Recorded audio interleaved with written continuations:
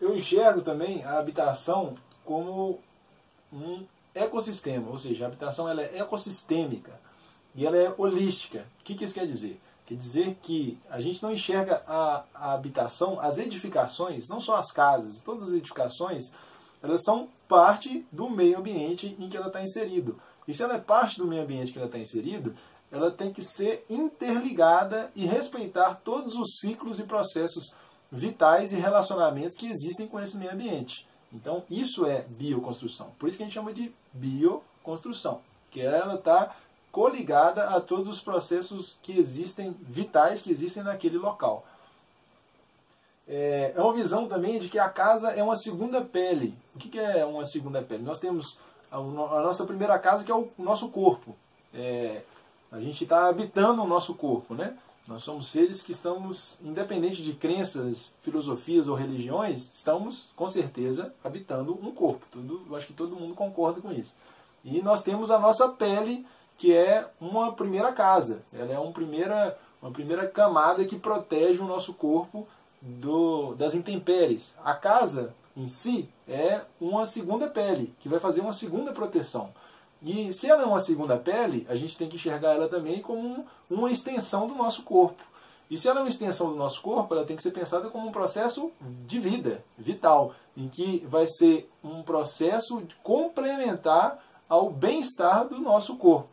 E o bem-estar do nosso corpo está diretamente a processos ligados a processos naturais e processos saudáveis, que eu vou também aprofundar um pouquinho para frente. Ela tem que ser saudável para as pessoas e para o seu entorno. Então, a casa não é simplesmente um local que você vai dormir ou que você vai passar o seu dia, que é o que se transformou hoje em dia. Simplesmente algo para poder te proteger. A casa, dentro da bioconstrução, ela é parte da sua comunidade, parte da sua vida, parte do seu corpo. É um elemento adicional, digamos assim, né? E a filosofia de vida expressa em arquitetura. Isso, para mim, é um conceito bem interessante, porque a bioconstrução não diz respeito somente à parte material, digamos assim, das habitações. A gente está falando também de um processo que é um processo que vem de uma forma de pensar, uma forma de agir, uma forma de entender o mundo, uma forma de se relacionar com o mundo e com as pessoas, e em que é expressa através da arquitetura, que é algo que, como eu disse, acontecia na arquitetura vernacular. A bioconstrução é uma nova forma de a gente buscar expressar esse pensamento ecológico, ecossistêmico, dentro dos nossos habitats. Uma parte agora que a gente vai entrar, fora toda essa filosofia, agora a gente vai entrar numa parte mais prática, digamos assim, em termos de características das bioconstruções. Vou falar um pouco sobre quais são os materiais mais comuns e quais são as técnicas mais comuns que a gente vê aqui no Brasil, principalmente as técnicas que eu trabalho e que a maioria dos bioconstrutores aqui no Brasil trabalham, né? Então, a primeira matéria-prima é a matéria-prima mais abundante que existe para construir no mundo.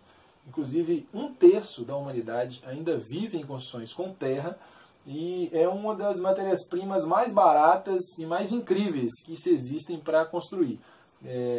Como eu disse, com todo o processo de desenvolvimento do cimento, essas tecnologias de construção com terra foram sendo deixadas de lado por uma série de motivos, mas até hoje muitas civilizações ainda são edificadas ou possuem edificações construídas com terra. Ouro Preto, como eu falei, é um caso de arquitetura antiga, relativamente não tão antiga, mas centenária, presente aqui no Brasil, que tem um conjunto arquitetônico bem resistente, bem firme, mostrando toda a resistência e a beleza que existe na construção com terra.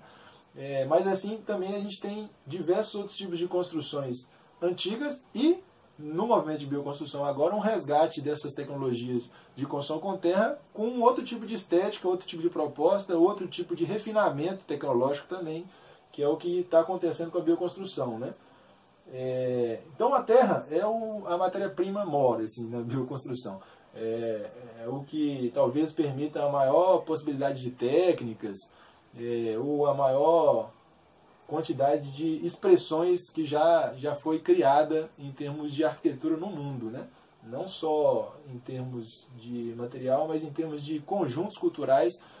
Se a gente for catalogar tudo que já foi feito com terra no mundo, é muita coisa, e muita coisa incrível. Às vezes as pessoas falam assim, construção com terra, aquela casa de pau a pique lá na roça, né, cheio de barbeiro e tal. Não, não é isso. Isso aí é um tipo de arquitetura que, digamos assim, sem nenhum tipo de refinamento técnico, sem nenhum tipo de desenvolvimento, aperfeiçoamento da técnica.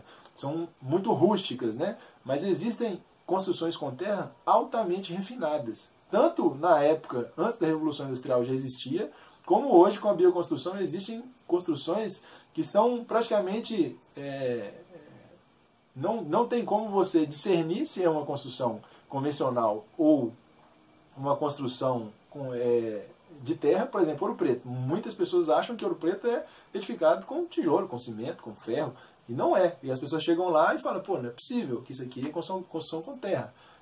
Assim como os diversos tipos de construção que estão sendo feitos hoje dentro desse modelo mais refinado e aperfeiçoado que é a bioconstrução, são tipos de arquiteturas que muitas vezes reproduzem até as formas das casas convencionais. Eu particularmente não gosto. Eu gosto das coisas mais orgânicas, das técnicas que permitem formas diferentes, mais orgânicas, mais naturais.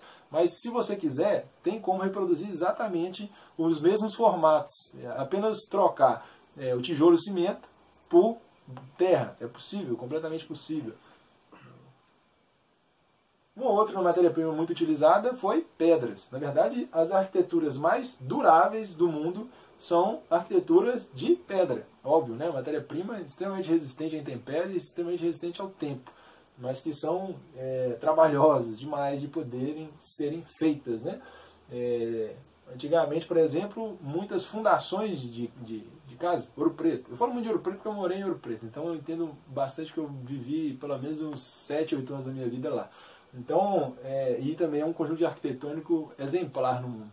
As fundações de Ouro Preto não eram feitas de concreto, eram feitas de pedras encaixadas, sem cimento, sem argamassa muitas vezes, ou com argamassa de cal, mas muitas vezes eram só pedras encaixadas. Assim como os maias, astecas também construíram diversos tipos de arquiteturas de pedras. As pirâmides aqui da América eram feitas de pedras e estão lá até hoje, muitas vezes até com uma característica quase que intacta, né? Então, uma matéria-prima incrível, as pedras. Madeira, nos países onde há abundância de madeira, ou nos ecossistemas que tem bastante madeira, por exemplo, na região da Amazônia, uma das principais matérias-primas de construção sempre foi madeira, devido à disponibilidade do material.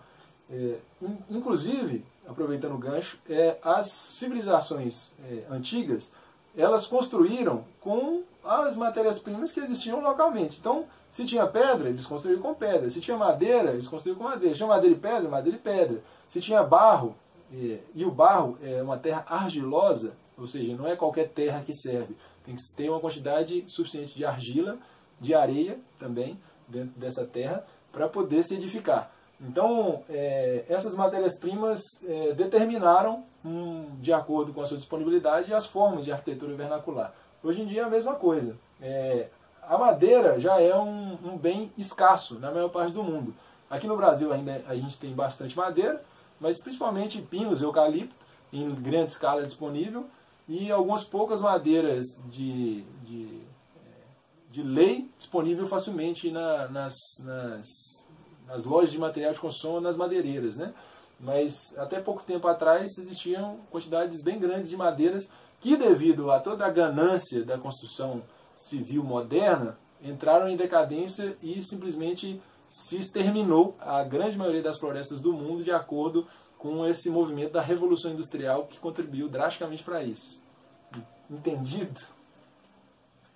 E uma das matérias-primas que a gente mais adota, por vários motivos, por ser uma matéria-prima incrível, uma matéria-prima que eu considero, nesse atual momento da humanidade, a mais sustentável, a mais ecológica de todas, e uma das mais incríveis por diversos tipos de propriedades, por ser oco, por ser leves, por ser muito resistente, por ser uma matéria-prima de uma beleza incrível, é o bambu. A ameríndia tem uma larga utilização de bambu nos seus trabalhos em diversas áreas, e a gente propaga essa cultura do bambu de forma refinada, de forma profissional, com processos modernos, com processos para poder provar que o bambu é uma matéria-prima que vai além desse pensamento também que muitas vezes as pessoas têm de que é uma matéria-prima fraca, que é uma matéria-prima que não presta, que é uma matéria-prima que dá bicho. Não.